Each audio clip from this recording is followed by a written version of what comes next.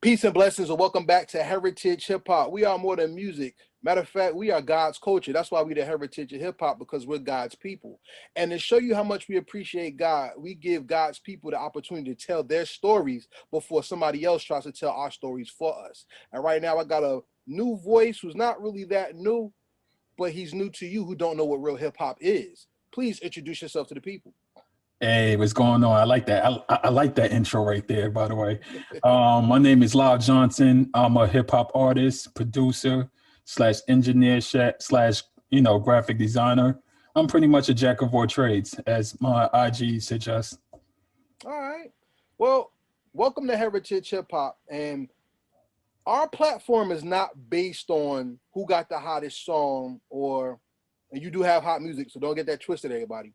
It's Okay. not about who got the hottest song, and it's not about who's on the billboard. It's about us being able to tell our story. And I want to know your story. Tell me where Lyle Johnson is from and what makes hip hop his standard of music. Okay, as you could tell, well, I wouldn't say tell. As you can see, I'm just a kid from Queens, that grew up into hip hop immersely. I was influenced by greats like Cool G Rap, Nas, all the legends that came out of Queens, and I had a firsthand experience dealing with all these legends, being at the center of where I'm from. I'm from Forest Hills, Lefrak City, Corona, Queens area, and being around that area, I was introduced by cats like Arcanelli, Cool G Rap, seeing them in person rapping, and in the late '90s influenced me to do what I do now. So I just love hip hop. I love the culture. Okay. See, Lefrak is a certain part of Queens that people don't really know that much about, even with the rise of Capone and Noriega. You know what I'm saying? Yeah. And Yeah. I mean, when you think about Queens, I always say hip hop in New York to me is like the Lord of the Rings, Game of Thrones. Like every borough is its own kingdom. Mm. And Queens has its own little subdivisions. You got, like you said, Corona, Lefrak. You got Queens Bridge. You got Far Rockaway. You know what I'm saying? Outside. Even when you talk about where's LL Cool J from? He from Hollis. Hollis, Queens. All right, so that's the famous rock where LL Cool J and Run DMC rhyme about. Mm-hmm. So what I ask you is this: being that you represent Lefrak Queens, how does your Queens hip hop differ from the other Queens hip hop? I would say we're a little bit more witty. We're a little bit more comical with our raps, because Nori, was the first one from Lefrak to be put. Well, he wasn't really the first one from Lefrak. It was Arcanelli. But if you notice, or the artists that came from Lefrak City had some type of sense of humor with them. With me, I'm more of a witty punchline kind of type of rapper. But here and there, you might hear some humor come from my lyrics, in some form or manner. So I would say we like to joke a little bit more than others. I take from your style, it's not even a joking style. I take from your style, you are a matter of life type of rapper, where Yeah. you look at life and the game for what it is, and you put it in your music to give insight to the person who's not in their head. Am I correct? Yeah, you're absolutely correct. Especially with the new material I've been putting together. So you could definitely expect that from me as a whole. Like I'm a person that likes to drop gems. I'm a person that likes to speak on real topics and real things. Like I don't want to be something I'm not. Well, let's tell me who you are. What do you mean by this title of the song, Pawn to a King? And what were you trying to bring out of people when they hear that song? Well, I'm glad you picked up on that, because a lot of people didn't get that record, to be honest with you. I would say when everybody has to start out as a rookie, nobody comes into the game as a vet. Nobody comes into the game with tons of experience. A lot of us come in the game wet behind the ears, pause. So I would say, because at that point in time, I felt like I transitioned to that point where I became a hip hop veteran in the elder elements, elder statesmen of the game. And that's what the song was pretty much showcasing. Like I can't transition from one point in life and now I'm here. The midpoint of a pawn from a king, if we look at chess, is the knight and the bishop. Now, the knight is known to take action, while the bishop is known to give orders. At your point of your career right now, from the pawn to king, have you become the king, or are you in the bishop and knight role? I feel like I'm more in the bishop role right now. I wouldn't say I'm a king yet. There's some things that I still have to accomplish before I could claim that. But I say I'm more of a bishop role now. I felt like I put in the action in the foundation. So to overnight, as you would say, I already laid that groundwork. So now I'm more trying to be like the puppet master now. Like I'm trying to pull strings and not just only do things to benefit myself. I'm trying to make others benefit from it as well. Pulling strings means that you're giving people your mind so you could dictate their actions. As a producer, that's more of a feasible thing than being an artist who rhymes. Exactly. What is more fulfilling to you, to give the message verbally or to give the message through rhythm and beats? Oh man, that's a hard question. Can I say I'm on the fences of both? Sure. I think I'm on the fences of, I definitely love being an artist. I love giving my point of view and perspective, but it's also dope to jump behind the scenes and hear somebody else's perspective, but also coordinate with them on how we're giving the people that perspective. So I think it's a little bit of both for me. So let's go to something that you've produced that really caught my ear. And I think, I could be wrong, but I think that you produced the track Above My Head. Am I correct? Now, Above My Head is a track that really talks about life outside of your hands, but taking direction even though. Am I correct? A little bit. Okay, so then tell me, what did I miss? What is it? I think Above My Head was more like I was trying to make a statement of saying that, I'm kind of above a lot of things now. Before I used to, like, say for instance, the younger me would engage in social media beef.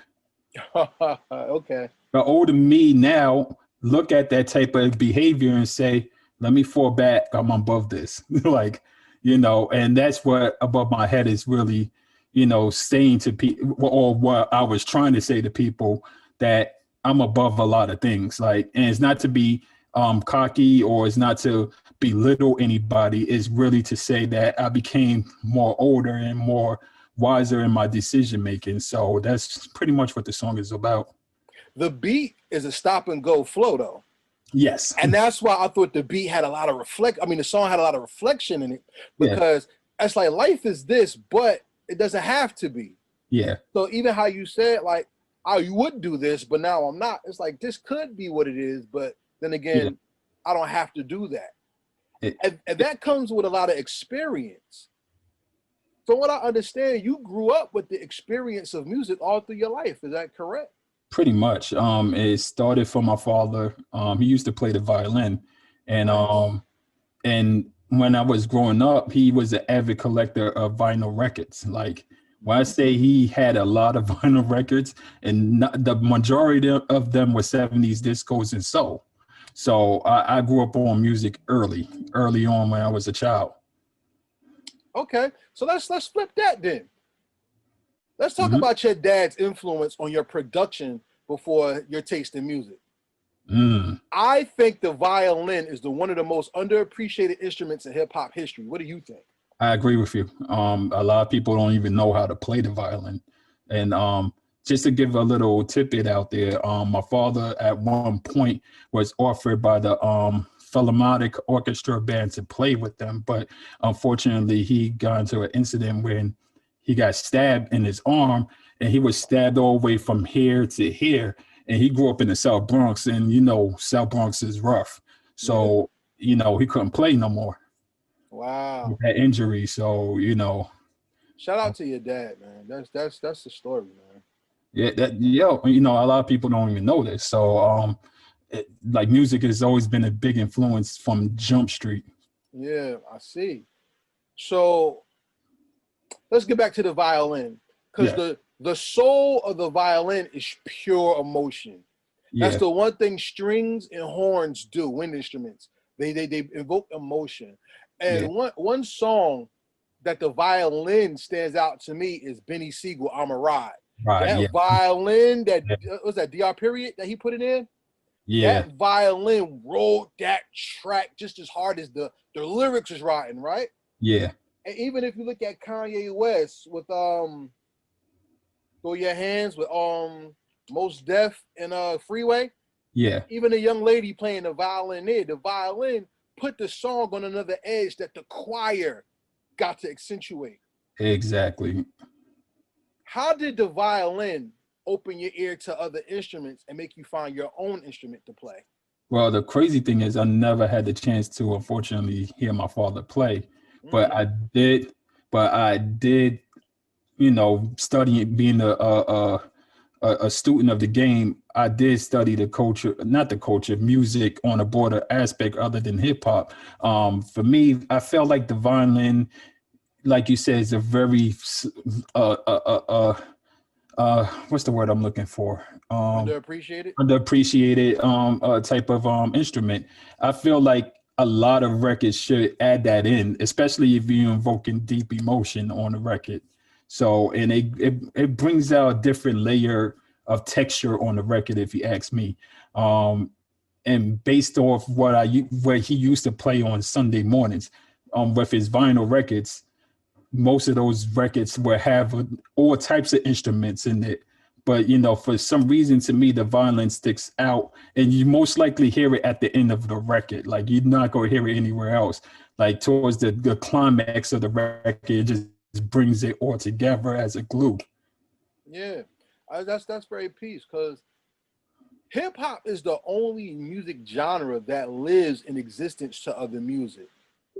Like jazz had an era, Yep. R&B is living, but it's not culture defining. Mm-hmm. Just like neo soul, soul is spiritual. It's not a music. You know what I'm Yeah. saying? So when we think of music, especially in aspect of instrumentation, music is a way to bridge our understanding to other sounds as we create our love for sound. Yeah. What is the one sound, or maybe something outside of hip hop, that influenced your music taste that people wouldn't even think about? As cliche as it sounds, I would say the drums. Okay, tell me about it.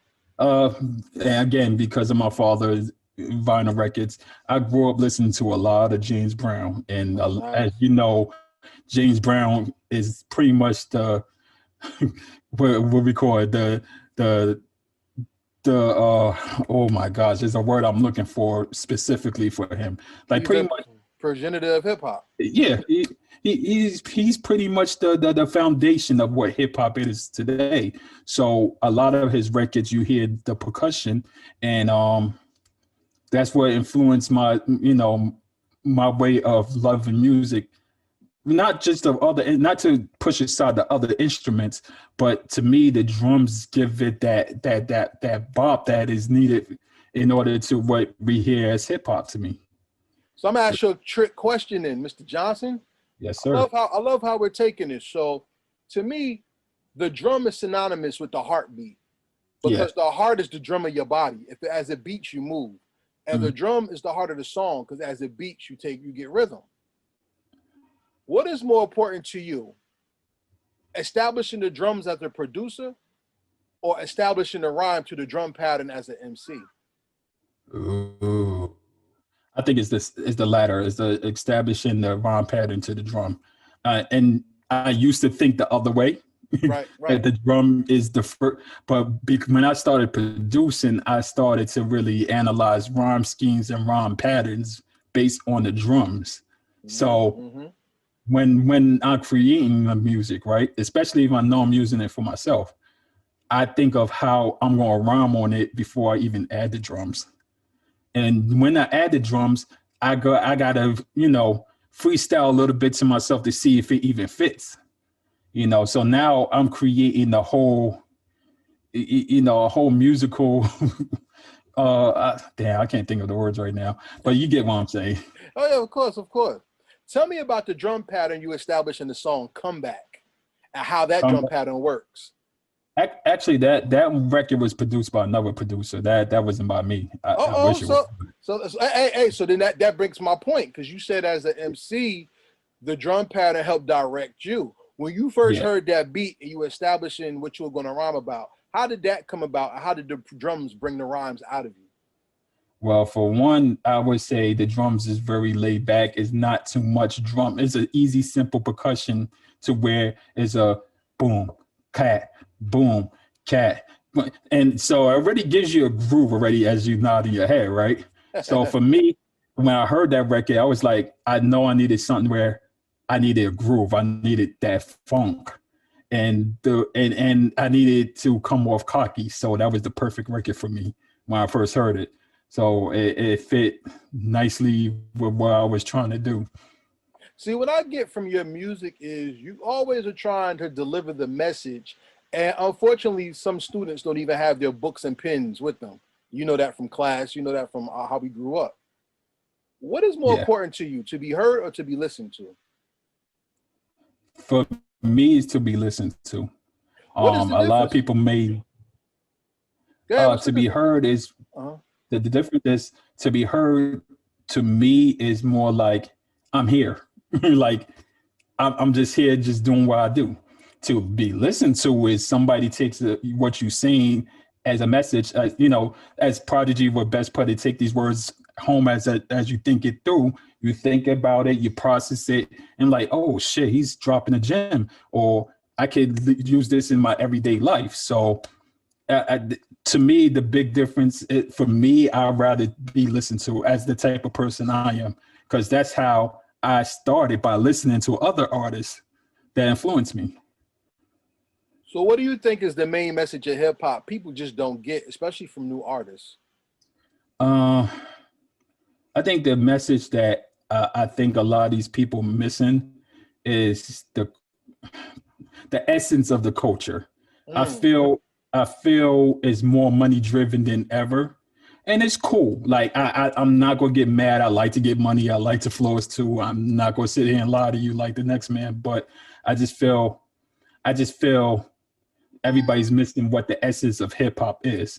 And nobody's really doing their homework. They're forgetting who came before them.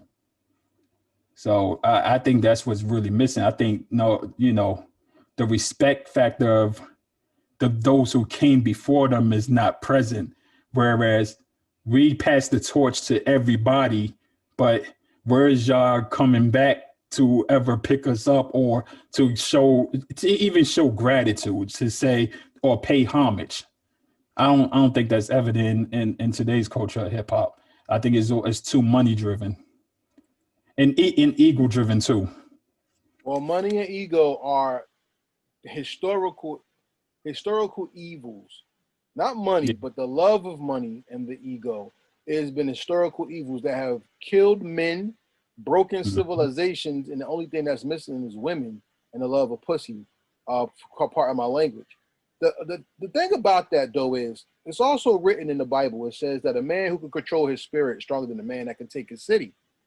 Mm. So when you are a man that can control your spirit and you engage the world with your spirit, not only do you open the world up to who you are, you open them up to your dreams.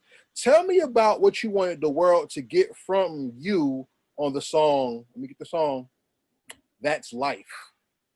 Oh, I just wanted the world to know that I'm just regular person that has flaws just like the next person. I bleed just like the next man. I make mistakes like the next person. And with that's life, I was really venting to the world my flaws, my character issues. And and a lot of artists are afraid to jump into that realm because, maybe the audience might think they soft, or maybe they might feel like you telling too much. Whatever reasons, most artists don't like to tread down this road. But me, I don't care. I'm an open book. So, I don't mind. Are you West Indian? No. Okay. A lot of people ask me this, but nah. I do live in a West Indian neighborhood, though. Okay. Because I can hear the influence in your voice. Yeah. And part of the identity of hip hop is knowing your pains, knowing your differences. And even with a lot of people who are West Indian in hip hop, this does not relate to you. A lot of people, when it comes to a West Indian background in hip hop, pain is one thing, but social identity is another. Mm. How has the identity of hip hop clashed with your personal identity, and how did that make you grow as an artist? Oh, can you elaborate a little bit more on social All right. identity? Well, check this out. Uh-huh. What are the ideas or identities of hip hop that you don't partake in? The gangster culture, mainly that. Okay, so how has not being a part of the gangster culture, when you've been around the gangster culture, helped make you a better artist? Not Uh, partaking in it and being yourself, I mean. but you want to hear the flip side of that? And I'm Yep, glad you brought this up. I yep. started rapping like that. I started rapping about street shit. I started rapping about gang culture and things of that nature. And when it came to the point to me where it's like it wasn't fulfilling for me. That's not what my story really is. I have more to say and I have more to tell rather than the same street story that we hear time and time after. And it's no diss or not to anybody that do it. If that's your life and that's what you really live in, then tell your story. But my story is a little bit different than others. So, and yeah, of course, everybody did some type of dirt. Nobody's no angel, but I will say, I feel like the street life is not the story I want to tell. I feel like there's more I can offer to the world than just tell you about the streets. And yeah, that's a small aspect of what life really is, but there's more to life than the streets. And there's artists like J. Cole, Kendrick, that may come from that area of the hood, but they're giving you a broader standpoint of their views in life. And that's what I feel like I bring to the game. Like, I want to give you a broader sense of what life is rather than just a one narrow view of the streets. I like that you said that, because even on the flip side, Ice-T once said that he tried to rap about parties and girls, and people stepped to him like, that's not our life. Why would you talk about that? Yeah. So hip hop has always been about your real perspective in your real life. Mm-hmm. What do you think is the realest thing that hip hop is not talking about in today's culture? That's a hard one. I think the realest thing I'm not hearing on. I wish I would hear more about human trafficking, or from or something like to that effect, where women are the most vulnerable out of everybody. Like, we have to protect that woman type shit. Like, women are easily, victimized. Like, the predators are out there for them. So I wish I would hear somebody talk about human trafficking. There are songs about that though. There is. There's just the mainstream artists won't talk about it, but the underground has really been being vocal. There's a song out right now called "Protect Our Queens," which is very big, and it's about just that. It's another song out about domestic violence from the male's point of view and getting abused by his woman, and cops being called on him, and he's not even at fault. Yeah. So, I mean, we have those songs out there, and I'm glad you brought that up, because that means hip hop is not what's dictated to you. It's how you live, and even that living comes with respect of the game and learning the game. Yeah. What's the most important lesson you learned in hip hop that made you a better artist? Quality is better than quantity. Oh, say that again, please. Quality is better than quantity. A lot of these motherfuckers may disagree with me on this, but you know what? I'm gonna keep it honest. Like, I'd rather be like an artist like Alicia Keys. You're not gonna hear from me from 2 to 3 years, but you just know I'm cooking up something dope. Yeah, I mean, that's what the game used to be before the 360 deal. I mean, even when I look at your new era, the new era project, you came with 10 songs back then Yeah. talking about, I'm Lob Johnson. This is who I am. And now you got a new project, which is essentially like 5 songs. Yeah. The new era of hip hop is quality over quantity, and the short album or EP is the new standard. Why do you think that is the new standard, and do you think it's going to stay that way? I think it's the new standard because hip hop music has been more accessible than it ever was than before. So that's the reason why you can hear in shorter projects and more music than ever before. Well, I think it stayed that way. No, and the only reason why I say it won't because there's certain artists that won't heed to that because they're not that type of artist.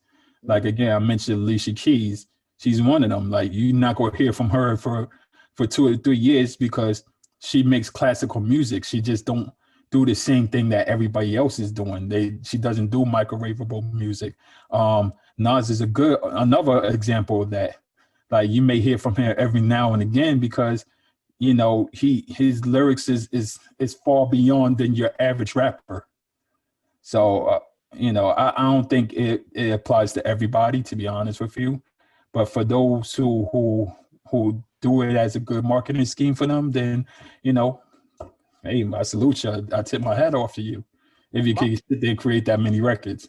my personal opinion is people do it because they're not real artists.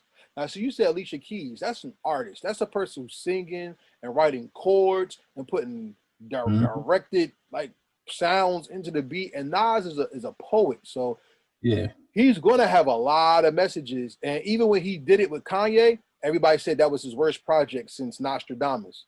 People did not respect that project and said I, Kanye messed him up.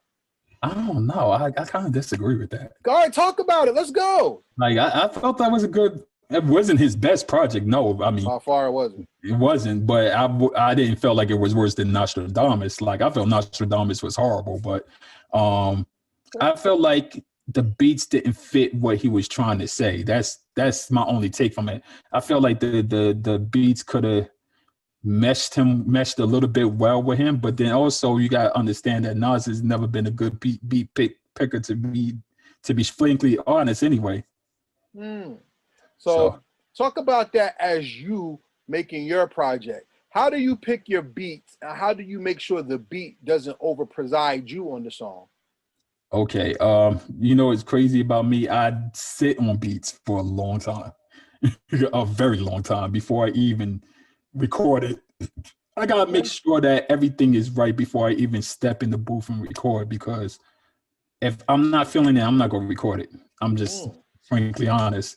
Like, and people think I'm very crazy for doing that, but I just feel, if the beat is not meshing me, then it doesn't even make sense to record it. I agree. Sometimes you have to push yourself, but your spirit tells you, is this right for you? You Yeah. know? And you know what's funny? That's the story that made me laugh about Busta Rhymes. Because Busta Rhymes had the beat for halftime. And then he like, nah, Wow. I'm not gonna mess I with it. didn't know that. Yeah, and then Nas came out Wow. with it with halftime, and then it was like a classic. You Yeah. know what I'm saying? Like, Nas destroyed that record. Oh, Yeah, and I mean, it just goes to show you that the soul and the spirit is still the essence of what hip hop is. But being that if that's truly true, why do you think so much music out today is soulless and very empty? I think it's because everybody's chasing a dollar. Like everybody's trying to get lit. You know what I mean? Everybody's trying to do it for IG, and the thought of the hip hop culture is non-existent to them.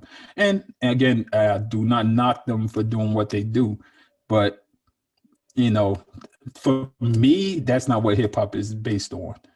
Like money and culture, money and power is not what hip hop is to me. It's more for the culture. It's more of the message that back then when we had fight the power, when we had self-destruction, that we was telling a message.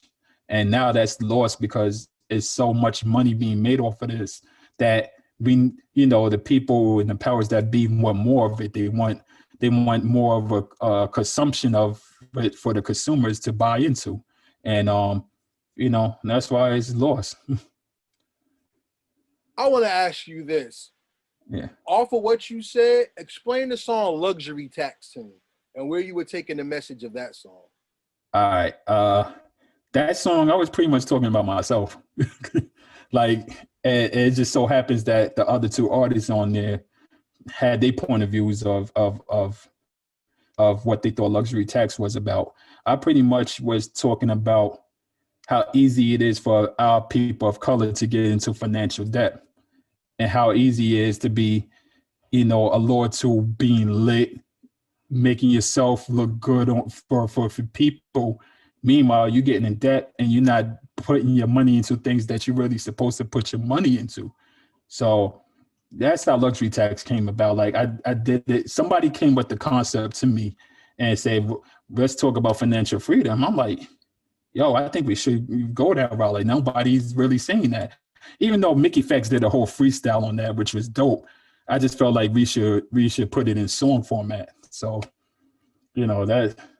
Let me up your game a little bit, because that song, even though you were talking about yourself and the two gentlemen that was on the song with you, y'all really talked about something more than financial freedom, Yeah, because yeah.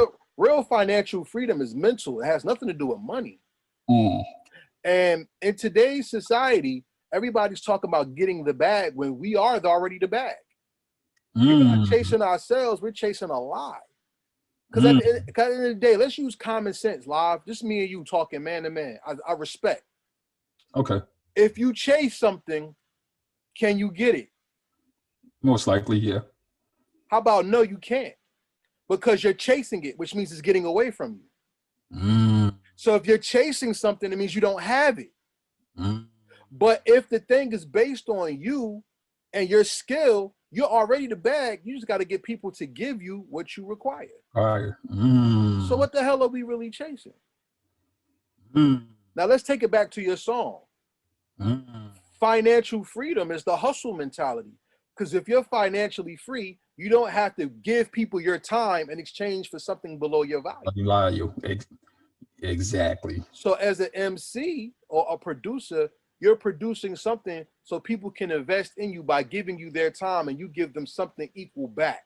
Yes. Why do you think the value of music is so cheap when music is worth more than the dollar we give it? Oh, that's a good question. And I don't really have an answer for that.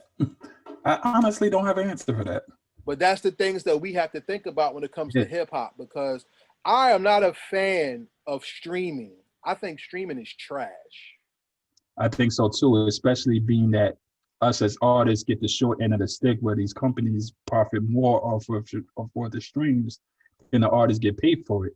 Where back in the days, we used to charge 99 cents for single, $10 a pop for an album. We used to do two for fives. That I feel I sound like a hustler. But you sell music.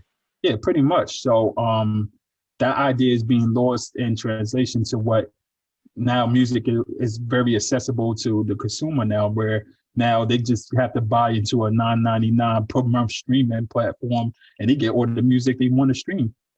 And I'm guilty of doing this too because I have Apple Music. So No, we're all guilty, but here's the thing. That's not we no, it was given to us as the norm, but that's not the norm. oh no, it's not. Definitely not. So check this out. Chasing the bag is streaming. Okay. Connecting with your audience is you being the bag. Bag, exactly. Your brand is making you the bag. So part of being a brand and being the bag is making yourself accessible to the public. Mm-hmm. You had the live podcast at one time. Yep, and still do. Still do. Okay. I'm just So revamping some things with it. That's all. I love it. How does the podcast game keep your music alive to the people who may not even understand that you are the producer and artist of your own sound? I think it gives them more inside access to how I really do things. Instead of them guessing, they can now know to a full extent on how I create music and how music is actually done. So I think is a plus to my artistry because now you get to see more of what I do rather than hear it on record. I like that, because that's what all the rappers are doing now anyway. Pretty much. Why go through your label if you can sell directly to the people who listen to your podcast? Exactly. That's your money. Mm-hmm. Exactly. So now that technology has made hip hop so accessible, if video killed the radio star and digital killed the music video, what is going to be the next evolution you think that's going to take digital's place? Mm. I mean, they probably already doing it. Like you see people got holograms of dead rappers and shit on stage now. Like they probably might As be a virtual experience going on where they have a VR set and your favorite rapper is right in front of you or some next shit. I think that's where it might end up going. I but mean, it, it's just a guess to be honest with you. but that's all digital. Yeah. Well, The, yeah, we still in digital. the evolution of digital has already happened. You Yeah. already know what it is? What you think? Going back to the 80s hand to hand. Yeah, I would love that. Well, I that's would. what it but that's what it is right now. Because even though we're using the digital platform, Yeah. I'm giving your hand to my audience.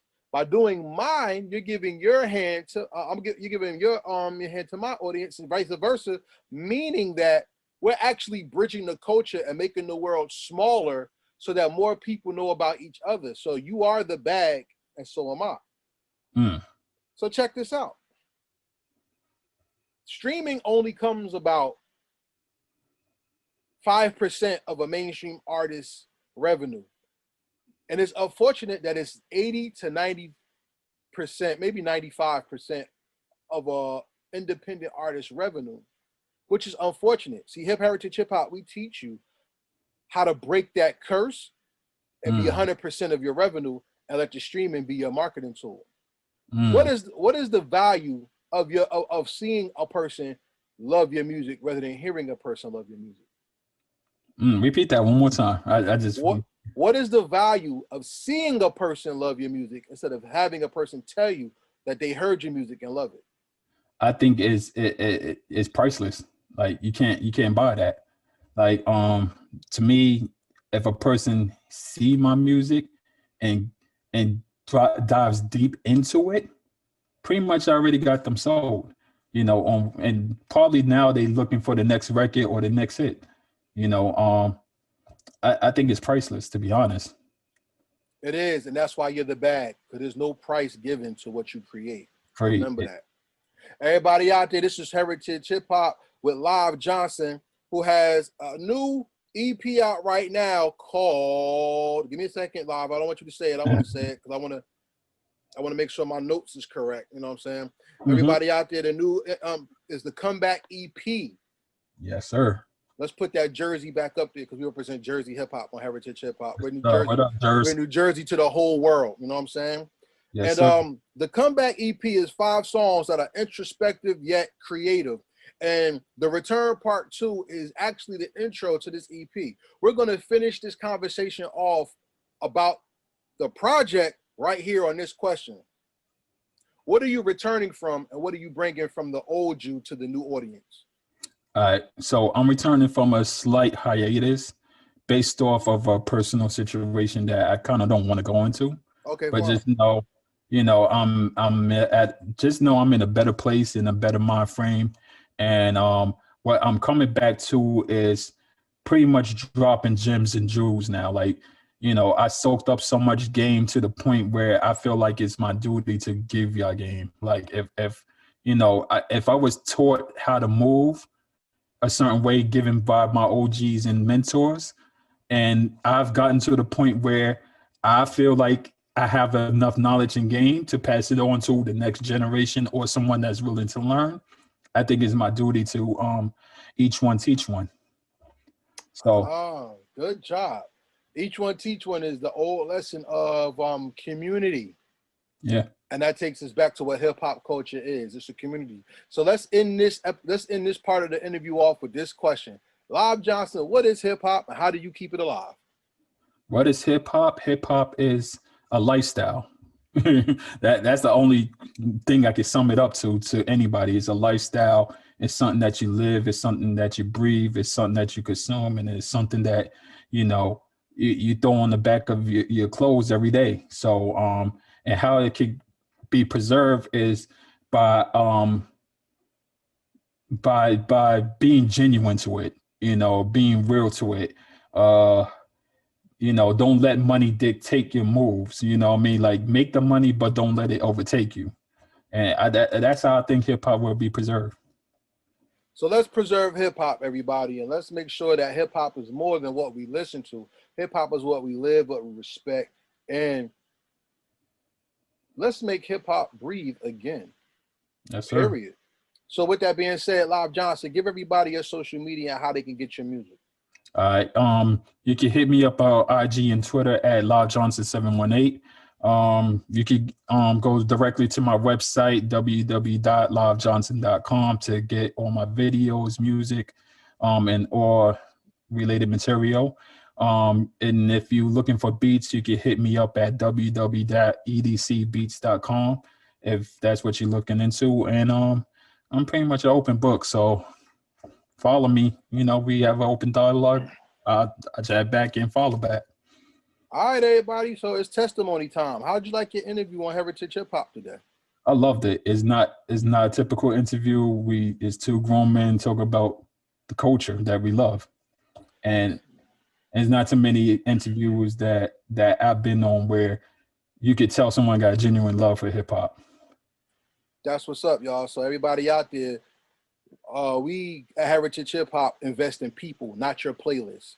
And the greatest story ever told is the one you tell, not the one somebody tells of you. So if you know anyone who's an entrepreneur, participant, and artist in hip hop culture and has a brand and it's something that they want to profile, send them to Heritage Hip Hop. We are open to not only preserve this culture domestically, but internationally. That means worldwide. All right. Oh, also one more thing, Mr. Johnson. How could I forget? Buy the music. Everybody out there, go stream the comeback. And if you like it, put some money on it. Because at the end of the day, if you don't buy your music and another riot happens at the Capitol, and the internet goes out, if you do not own your music and the internet goes down, you do not have any music to listen to. Oh yes, and you made a good point. I would like to also end us off by saying, please, you know, if you love the hip hop culture and if you love these artists, buy into their music because we don't know what's going to happen the next day or the day after. We don't know if streaming is going to stay here forever. But like the man said, if you buy into the music, you have it there forever. Believe me, there's plenty of times I forgot to pay that $9.99 membership, but there's some albums on board that I still got. There you go. There you go. All right, everybody. So let's end this off. Let's end this off correctly. I was checking my notes on the side. Let's check this. Let's finish this off correctly. Live Johnson on Heritage Hip Hop. We play a game called the Rapid Fire Questions. You think you ready to take your hand at that? I give it a shot. All right. So the rapid fire questions are not yes no questions. These are questions based on you and your understanding of the hip hop and music culture. Are you ready to go? Mm-hmm. All right, first question. What makes Queens the hardest borough in New York hip hop? What makes Queens the hardest borough? Yeah. I mean, in New York hip hop. Yeah, talk to me. I think it's a mixture of people. That's for one. We don't have just one set of race and in that borough. It seems like everybody from around the world comes to our borough. So we international. So I think that what makes us the hardest borough. All right, you got to show me around. What's up? Let's do it. Man, listen, I'll take you around Corona where the Spanish people cook some good food, get you right. You know, we could go to Astoria on the west side where, you know, the Greeks, you get you a nice gyro sandwich, some Greek fries. You know, you get a mixture of things in Queens. You just don't get one thing. You know, you come left, right, get some good soul food. I want the whole thing. I want to see Queens hip hop live and in color. You know what I'm saying? Yeah. Shout out to Queens, by the way. Salute. All right. One of the most underprivileged things about Queens hip hop is not lyrics. It's beats. Who makes the hardest beats in Queens history? Ooh. Yeah, and I know my man's gonna love this for this answer. Large Professor. Ooh, Extra P. Extra P. Why such? Why him? I mean, he was the first one actually. Queens. I wouldn't say the first to ever do beats, but he was the first in Queens to really put Queens on the map as a producer. So we gotta give him his credit when it's due. Taking Live Johnson out of this question, when you think of Queens, the top MCs are Nas, Prodigy, LL, Run, damn, Sticky Fingers, Fredro, Cormega. I would like to give two more, but that's going to be overdoing it. I want you to get your answer. Who do you think is the most underappreciated MC from Queens ever, all time? I would say Mr. Cheeks. Why is that? Why Mr. Cheeks? I feel like yes, he did get mainstream success, but as a lyricist, I'll never see nobody from Queens ever mention him as a lyricist. And people forget he came out in the 90s era spitting. Like we listened to Lifestyles of the Rich and Famous and the breakout single, what's that record? I should know. Lex Coop's Beamers in the Benz. Like, you was doing some shit. Like, yeah. He did his thing. No, I think he was very underrated as a lyricist. Arcanelli is definitely another underrated lyricist. I've been in a cipher with him. He will out rap your favorite rapper. Believe me on this. Like, you know, if he not prepared with bars, he will out rap you. I'm telling y'all. Who else is underrated in Queens? I would say Mike Geronimo. Okay. He's another underrated artist out here. I'm trying to think who else. Well, Nori, he ain't, no disrespect, he ain't a lyricist like that, but Nori was one of the kings of flow. Like flow was impeccable. His flow is dope. Like, and his delivery is crazy. How about Big Noid? Big Noid? I don't know. I felt like he always stuck to one style. Okay. And never did nothing different. So no disrespect to Noid. Because he's one of my favorites. I like Noid. Lifestyles of the what is it? Episodes of a Hustler. Yeah. God, that was a hell of an introduction. But let's go to the next question. My next question is, what artist song or album perfectly describes you? Which album? There's many, but the best one? Yes. The best one? I would have to say it's two albums. I can't put it to one, and this is why. I say Jay-Z's The Life and Times as They're Called, Volume 1. Okay. And the second would be Murs 316 album. That's interesting. How do both of those make you? All right, so let's start with Murs. Yeah. Especially when he teamed up with Knife Wonder, it seems like Knife Wonder put the best out of him, but that's another story. Yeah. The Murs reason why it seems like his vulnerability was like he just threw whatever he was feeling out there for the world to feel, and especially the song Pain, when it deals with relationships with women. And I think at one point in my life, I've felt this way about women where they never gave me a chance because I'm the good guy. So that when he did that album, he was speaking to me. Okay.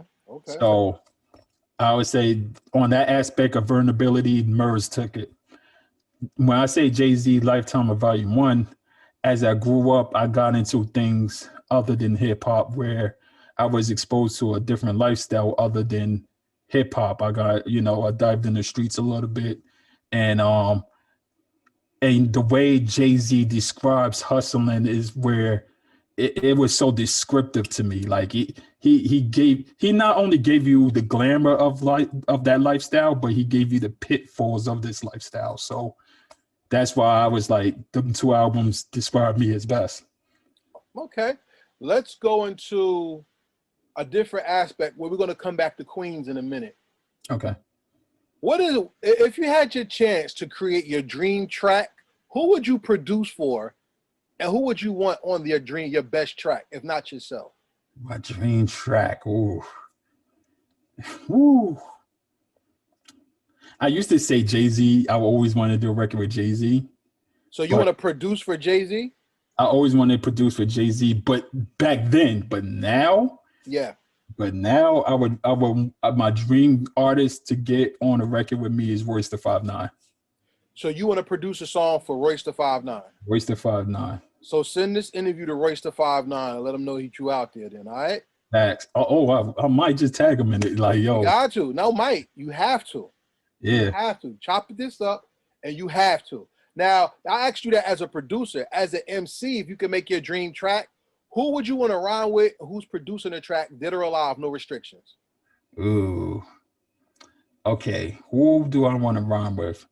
I definitely always wanted to get a record with Nas, definitely. Okay. That's always been a dream. But the production, uh I have too many producers I always want to do a beat with. That's a shame. I would say Just Blaze Okay. and Dr. Dre. Them two dudes, because I know Dr. Dre is gonna make you work.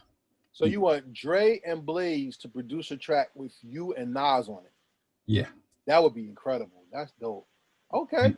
You know, because Just Blaze always throw them real boom bap type drums, but Dr. Dre just make a record bigger than what it is. I love it. Let me ask you a question. What's the perfect beat? Meaning, as a rapper, this would have been your first single if you had the beat first.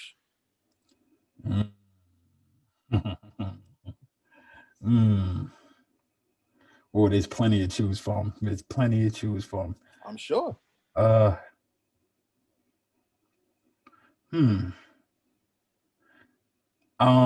My first, okay. There's a record I used to love all the time back in the days. Remember Big L Ebonics? Of course.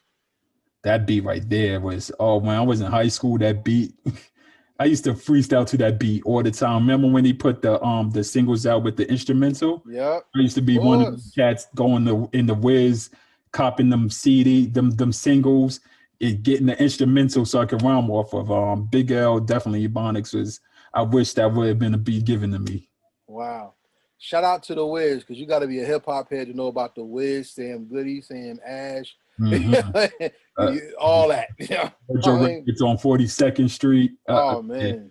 Yeah, listen, these kids don't know. And in Jersey, shout out to Crazy Rhythm, Montclair, New Jersey. You know what I'm saying? All right, so let's continue. I got about like 3 more questions, and then we're gonna finish off. All right. All right. What you want? You want to take it to Queens, or you want to go overall? We can go overall. All right, let's go overall. Define music in 5 albums. Ooh, shit. Woo. That's a hard one. All right. 5. We're going to start with the classics. Curtis Mayfield, what's his first album? I forgot the name of it, so forgive me, y'all. Yeah. I know, his first album. That's definitely one for the street, for the real gritty hustler shit. All right, now we're gonna go into rap. We definitely got to throw Nas Illmatic in there. No, I take that back. Second album, we're gonna go with Nas. It Was Written. We're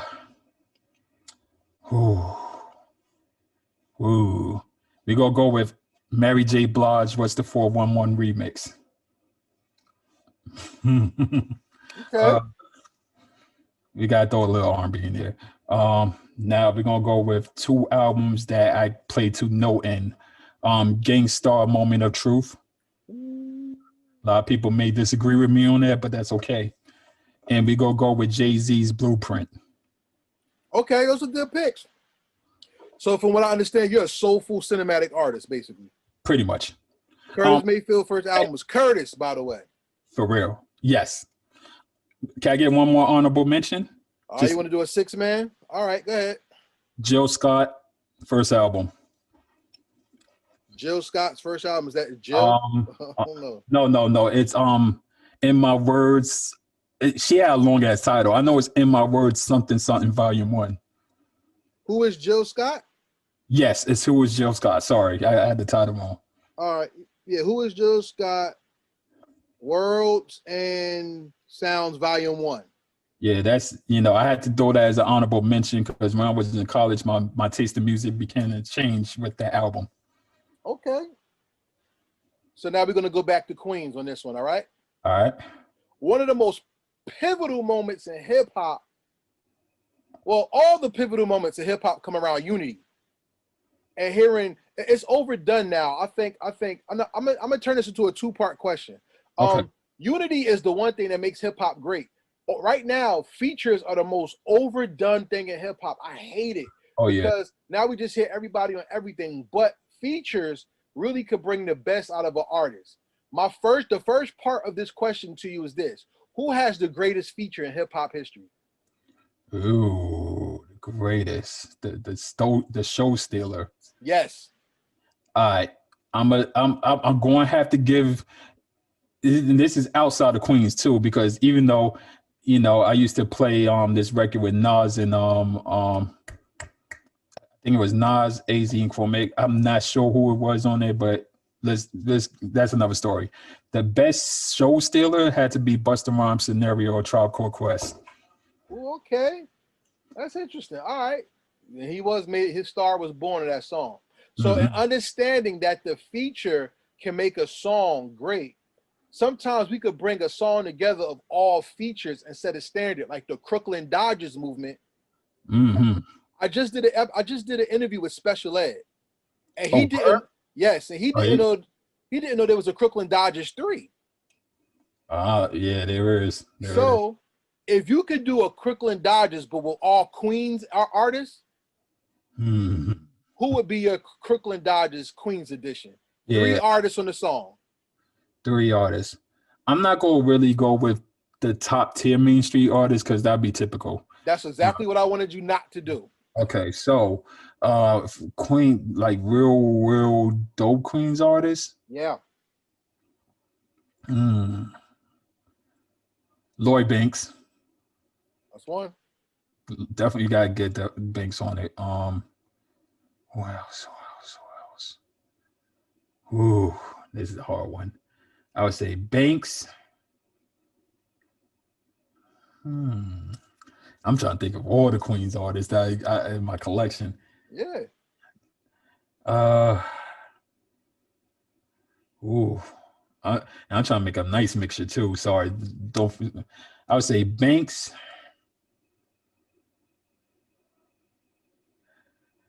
I would say Havoc for the production though. Okay, that's great. Havoc on the production. Havoc on the production. Havoc. We got Lloyd Banks. I don't know if anybody knows who he is, but he was a slept out artist in Queens, Lex 911. Okay. Lex 911, Lloyd Banks. Lloyd Who Banks. else? And a lot of people sleep on his lyricism, but I know son gets busy. John Depp. John Depp. John Depp. Okay. So we have them 3 artists and Havoc on the production. So Havoc would be the Lord of the your Crooklyn Dodgers Queens edition.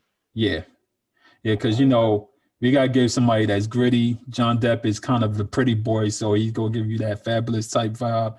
And Lex 911 gonna give you both. Like he could do grimy and slick shit at the same time. And we're giving Lloyd Banks the cleanup spot as the superstar for the Superstar track. to start track. Yeah, we gotta get at least one superstar, but Lloyd Banks ain't like Nas or 50 level, so but he's still a superstar. And Lloyd Banks is a beast. Shout out to Lloyd Banks and his new song on the Griselda soundtrack, Complicated, which is crazy. Oh yeah, I need it. I gotta get a listen to that. Yeah, I love that track. And I love that track. Even the hook goes with the song. So everybody out there listening, this is Live Johnson on Heritage Hip Hop. But we've come to the final question of our interview. So for everybody out there that watched this, thank you for watching. And we're going to give Mr. Johnson this final interview question. This is the most important interview question of the first interview, sir. So that means you're always welcome to come back. We have an open door policy. You don't need a new album to talk to us. We have multiple shows and multiple outlets for artists. We even work with artists. So if you're looking to do something with us, hey, the door is open, all right? Gotcha. I appreciate that. No doubt. So in 2022, I think, the Hip Hop Hall of Fame is going to open up in the Bronx, right? And let's say they have a Queens wing for it, right? And in 500 years, a young man is going to go with his father and see the Live Johnson's name. He's going to go, Daddy, who's Live Johnson? And they're going to push a red button, and your hologram is going to come out, and they're going to play your music. And your music is going to be introduced to a new generation 500 years from now. The most important question of the first interview was this: what is the legacy that you leave behind that made the world better because you made music? Nobody never asked that question, and I'm glad you did. I think my legacy would more be, I've always been myself. I've always been true to myself, and I've been true to the culture. And I love the culture. So it sounds like vague, but that's the best way I could give it. And the best thing about that answer is, everybody, he's telling you, be true to yourself and be true to the culture that we help build. Because no matter who came before you, we are all the foundation for somebody else to stand upon our shoulders, and we have to make sure our house is strong. It always says a house divided is a house that will fall. So let's make hip hop strong and not be divisive. Let's make it last forever through our strength, through our endurance, through our commitment to each other and to the sound and to the legacies that's coming from us and those coming up behind us as well. So this is Karel of Heritage Hip-Hop with my man, Live Johnson, who owes me a gyro. Look, listen, man, I take you to where KDB at. There's a Greek truck on right on 31st. We get you right. Well, let's make it happen. Corona be damned. When this COVID is over, let's make it happen. Especially all right? in summertime, man. It's a beautiful sight out there. So let's make it happen. So for everybody out there watching, we say peace and we out. Peace.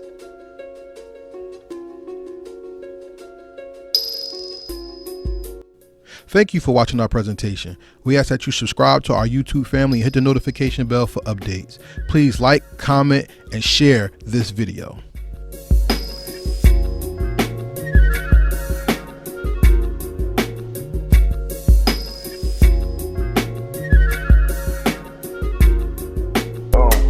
Real hip hop.